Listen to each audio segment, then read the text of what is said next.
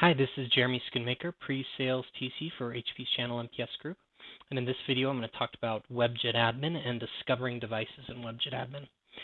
Now, I've got WebJet Admin installed on a VM that's on my PC.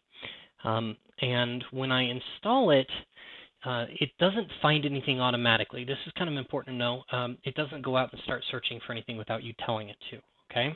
So unless you start a discovery, which I'm going to show you how to do in just a second, it's going to sit like this forever, 0 of 0 devices, okay?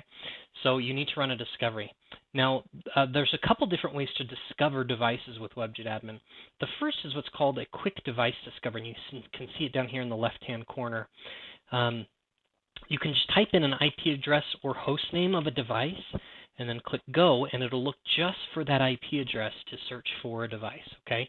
So it's only going to look for that one. So if you know a single IP address, then you can search for it and it'll find it, and there you go. There's my PageWide Pro here, and it's going to start looking at the device and resolving it.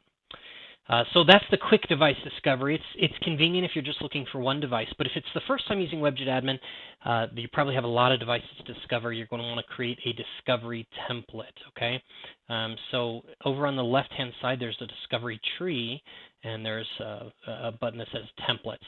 Now, you can actually just run a discovery, a one-time discovery if you want to, but I'm really a fan of creating templates for everything.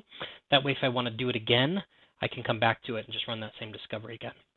So you see that I can discover network-connected devices or PC-connected devices. You choose one or the other.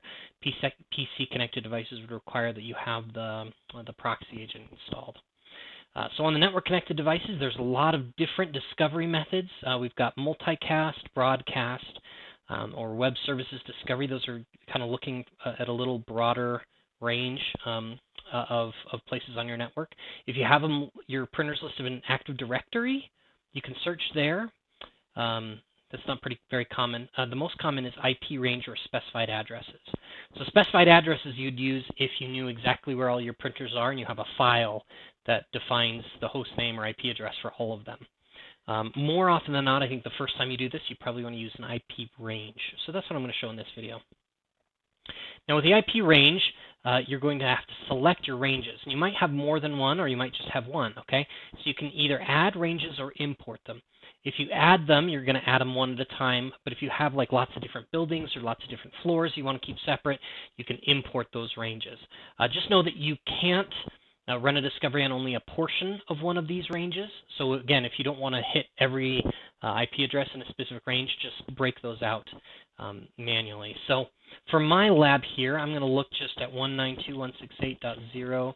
I'm going to look for like from 5 until I'm going to look until 30, so just about 20 IP addresses. Okay, I'm just going to call this Jeremy Lab. So this is my home lab. So there, it's listed, and it's listed there. And two things. Number one, it checked marked it, which means it's including in the template. But even if I uncheck it, this is always going to be there. Every time I create a new template now, this is now saved as a potential range in the database. So whatever you want to include in your template, you have to check box.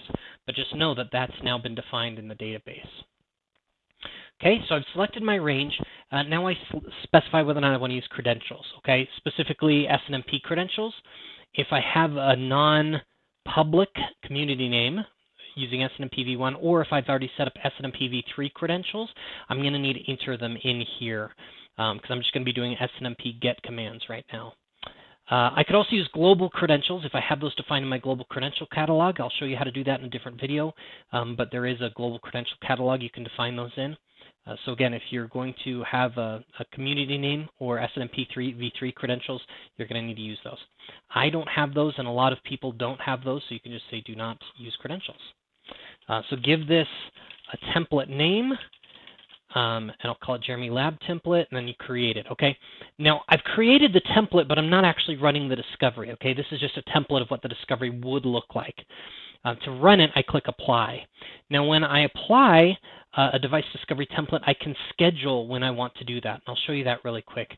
I can schedule it for a specific time of day, and this is helpful, especially if you're looking at a large range. And I can also schedule the recurrence. And this is smart because especially if you have a large fleet, you might have devices coming and going. They might get new IP addresses that you want to find and re-resolve for. So you can schedule this to happen, on specific days of the week or specific days of the month, whatever you want to do. So that's a pretty helpful feature. Today I'm just going to do once, so I'm just going to uncheck the schedule discovery, and I'm going to click start. Now while this is running, I'll just explain. It does a first pass on your network, and it just looks for any IP address that responds back. Okay, on my network, I found 12 IP addresses of those, 25 or 30, that actually responded back.